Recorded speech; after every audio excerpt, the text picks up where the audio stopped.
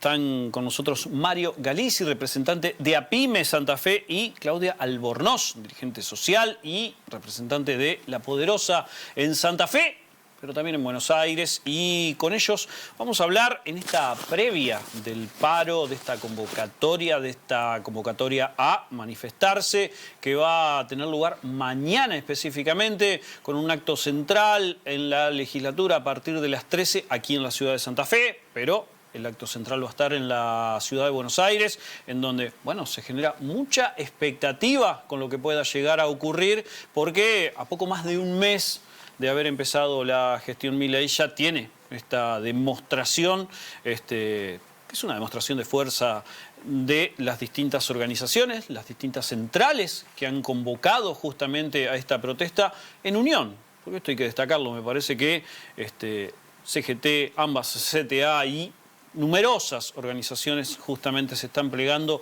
a esta medida de fuerza que se va a dar mañana. Ahí vemos lo que se está difundiendo aquí en Santa Fe específicamente. Paro nacional, no al mega DNU, no a la ley ómnibus, la patria no se vende en Santa Fe. La concentración es de justamente todas las entidades que allí vemos abajo, a las 13 en la plaza de la legislatura, allí en General López y Urquiza, como para poner un punto de referencia, o entre Urquiza y 4 de enero. Con nuestro invitado y nuestra invitada vamos a hablar justamente de qué es lo que motiva esta protesta, no solo a nivel nacional, sino cuál es el clima aquí en la ciudad y en la provincia de Santa Fe. Mario, Claudia, bienvenidos. ¿Cómo les va? Buenas tardes. ¿Qué tal? Muchas gracias por invitarnos. Bueno, Claudia, siempre que te llamamos, hablamos de el punto de ebullición que hay en el barrio, en las villas, de cómo se trata de contrarrestar eso con la organización, con el feminismo. ¿Qué tan grave está hoy la situación? Sí, grave, muy serio. Lo escuchábamos ahí a Charlie y al Flaco decir rezo por vos. Y nosotros rezamos un montón por zafar de la situación tan complicada que viven los barrios populares en la Argentina, en particular acá en Santa Fe. Nosotros estamos en Barrio Chalet y sabemos que la organización es la que nos salva. Las cooperativas, la manera de agruparnos, nos salva del desastre que ha ocasionado este gobierno nacional en tan poco tiempo, ¿no? Y no es que veníamos bien, veníamos mal. Lo que nosotros decimos es que la necesidad de urgencia tiene que estar puesta en la emergencia alimentaria y no en ese DNU infame, tan enroscado y la ley ómnibus, tan enroscado todo, tan perversamente enroscado, cuando en realidad la necesidad y la urgencia está en los barrios populares, en la situación de pobreza que cada vez crece más, porque obviamente la inflación se lleva todo puesto. Y hoy un vecino que palea un día entero para hacer la pileta de alguien que puede pagarlo, le pagan 7.000 pesos y vos vas a comprar el arroz y sale 2.500, o vas a comprar la leche y sale 850 pesos, o vas a comprar el pan y te sale 1.500. ¿Cómo alimenta ese vecino a su familia cuando tiene que estar al rayo del sol en tremendas condiciones, explotado? 7.000 pesos por día, 6 horas. O una vecina que cuida a enfermos, le pagan 850 pesos la hora y realmente las condiciones son muy duras, porque cuando esa vecina cobra, va al almacén y ya esa plata ya no vale nada. No valía nada antes y vale... Un pasamanos. Un pasamanos que ni siquiera te alcanza, ¿no? Porque en realidad son familias de 4 personas, hoy 500.000. El bondi se puede ir a 800 pesos. Por eso, es muy tremendo y digo que hay un enorme desgaste mental, ¿no? Creo que no estamos hablando de eso, ¿no? De la salud mental de los sectores empobrecidos. ¿Cómo estamos en los barrios populares de la Argentina cuando vos tenés que pelear el día a día en lo cotidiano para zafar la comida? Y después tenemos nosotros que estamos organizados en comedores comunitarios. Tenés que, no sé, gestionar el triple en función de que la provincia, el municipio o el gobierno nacional entiendan que esos comedores necesitan ser asistidos por el Estado. Y seguir sosteniendo lo que hay. Lo poco que hay, ¿no? Comiendo en malas condiciones, porque la verdad que no se come bien, se come, como decíamos siempre, mucha harina, mucho fideo, arroz. El arroz es por excelencia la comida de los pobres. Históricamente. El arroz te llena, no te nutre mucho, pero te llena. Pero hoy no podés ni comprar arroz. El arroz aumentó más del 100%. O sea, una locura. Entonces, bueno, nosotras que te decía que estamos organizadas, sí gestionamos, pudimos gestionar con el gobierno provincial, gestionamos con el gobierno municipal también para conservar las cuadrillas, ¿no? Las cuadrillas de limpieza, que también son más ingresos para las familias que trabajan en el barrio, limpiando el barrio. Pero después del gobierno nacional no hay absolutamente nada, no hay ni siquiera sentarse a poder hablar, digamos, y contarle las condiciones que tenemos en cada barrio. Y eso, y lo que nos provoca es mucha bronca también entender que nos meten una ley ómnibus que, si vos le preguntás a mi vecino no lo pueden terminar de entender, o sea, no entienden todo ese articulado, esa cantidad de cosas, no entienden por qué un decreto de necesidad de urgencia cuando la necesidad de urgencia, como te decía, está en el barrio y en lo alimentario, ¿no? Y decimos en el barrio y estamos hablando de 10 millones de personas que comían antes de mi ley en comedores populares. Hoy esa cifra se fue, otra vez creció, aumenta, pero vos, ¿cómo podemos nosotras organizadas, porque no es solamente La Poderosa, ¿no? Son tantos comedores comunitarios en la Argentina de muchísimos movimientos sociales que veníamos trabajando en función justamente de cubrir algo que era absolutamente necesario como es la comida. Mario, ¿cómo hace un empresario pyme para pensar en pagar los sueldos del mes que viene, en abastecerse con los insumos necesarios para hacer lo que hace en su pyme? También supongo que eso está bastante difícil. Está muy complicado. Vos tenés varias cosas que van al mismo tiempo. La primera de todas es que vos tenés una caída brutal de venta, porque hoy el trabajador ha perdido con la devaluación más de un 50% de salario, de capacidad salarial. Y además vos tenés un gran problema, que es que los precios base de alimentos, de construcción, todo, han crecido por arriba de la inflación. El poder adquisitivo está pulverizado. Está pulverizado. Y además con una gran ingenuidad de mucha gente que cree que si la gente no consume acá en la Argentina van a bajar los precios. Todos sabemos que hoy está tan concentrada la venta en grupos económicos, fundamentalmente de alimentos, como explicaba Claudia recién, que lo más barato, lo más interesante es exportar a cualquiera de los países cercanos, donde vos tenés un mercado de 150 millones de personas y donde vos exportás a 800 kilómetros a un precio que sigue siendo muy competitivo para el exterior, dejando salarios extremadamente bajos en la Argentina. Esta perversidad que existe hoy está. La ley ómnibus que aplicaba Claudia es una ley que a las claras en ningún sistema democrático se puede permitir que un decreto cambie más de 300 leyes. Eso es inadmisible acá y en cualquier país del mundo. Por otro lado, es casi tomarnos un insulto a nuestra inteligencia creer que el Banco Nación no es una herramienta estratégica en un país. Cuando los productores pasan una sequía, ¿a dónde recurren? ¿Quién los sostiene? ¿El Banco Citibank o el Banco Nación? Cuando hay que financiar, por ejemplo, la empresa de energía atómica, hubo que reactivar el reactor de energía atómica, ¿quién lo financió? El Banco Nación. Creer que el BICE no es estratégico para las empresas, el Banco BICE, es casi una ingenuidad increíble. Creer que ARSAT no es importante cuando ha iluminado y ha conectado a todo el país sin inversión del Estado. O sea, esta destrucción, de la única forma que uno puede creer esto es que haya un negocio atrás.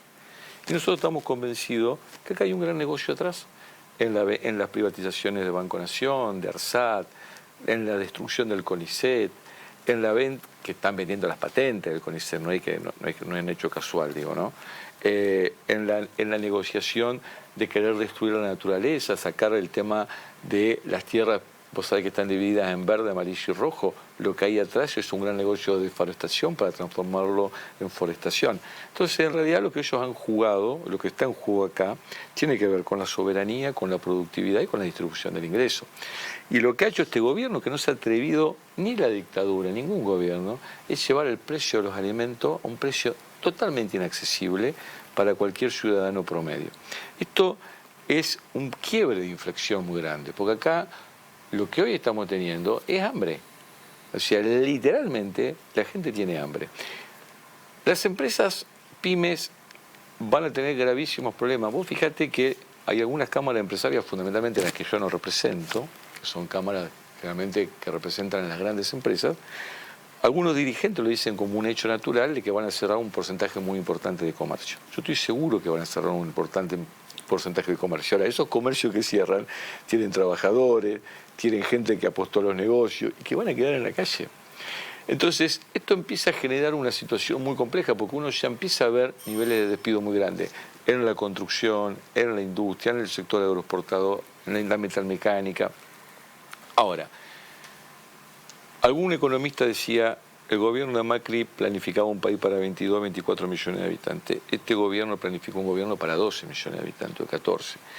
Y esto es un tema a tener muy presente. Bueno, nosotros democráticamente, de la misma manera que ellos van a querer aplicar este tipo de modelo, donde nos quieren dejar afuera, donde quieren dejar a la gente de los barrios, como ya lo explicaba Claudia, sin comida, sin alimento, sin estructura y a las pymes cerradas, también tenemos el derecho a la protesta y a la defensa, y que obviamente ese DNU infame, que no es un tema importante, porque cuando la gente tiene hambre, por más DNU que vos plantees, no va a tener ningún valor, nosotros vamos a responder a esto con muchísimo nivel de organización y con muchísimo nivel de seriedad y defendiendo a cada una de las pymes, a cada uno de los trabajadores y fundamentalmente defendiendo algo que nosotros consideramos, y yo quiero, que creo que con Claudia coincidimos plenamente, que lo llama soberanía alimentaria.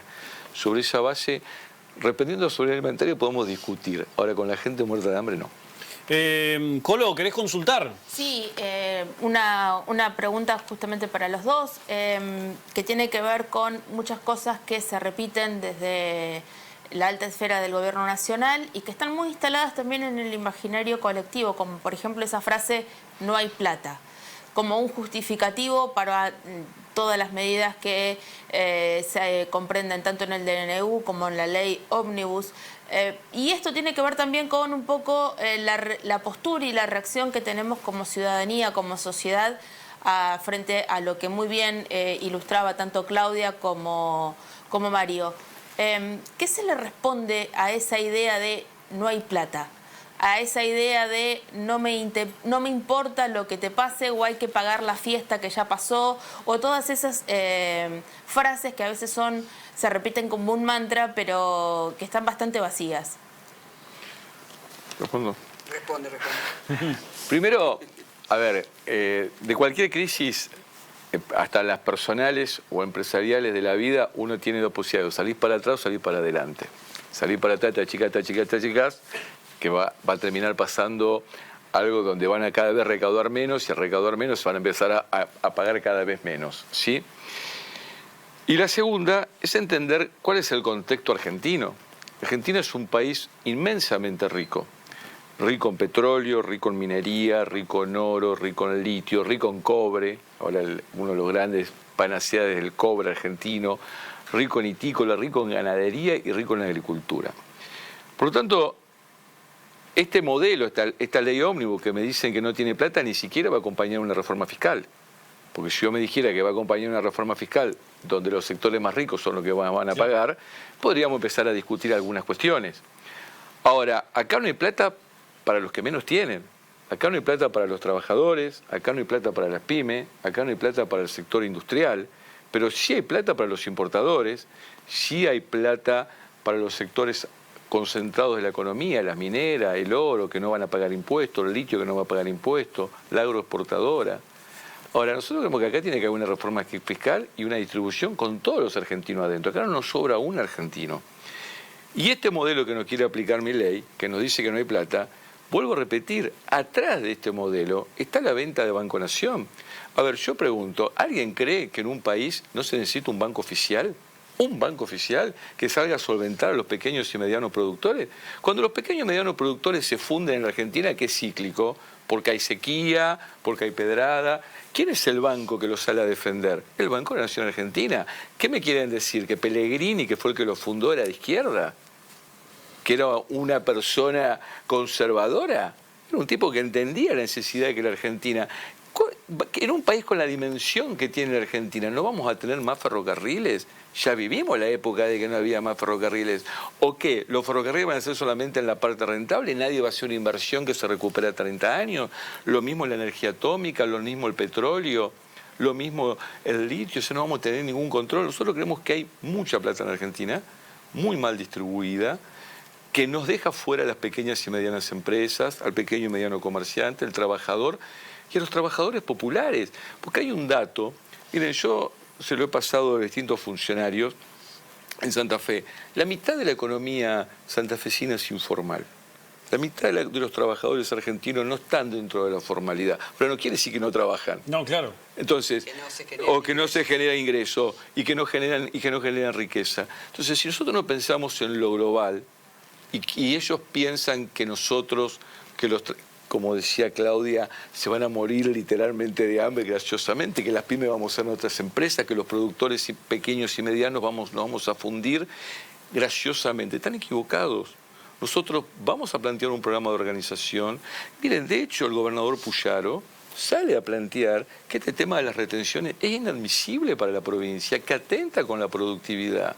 El gobernador, un montón de dirigentes, afines, no afines, o sea, acá le han pegado un golpe directo a la producción, han aumentado las retenciones.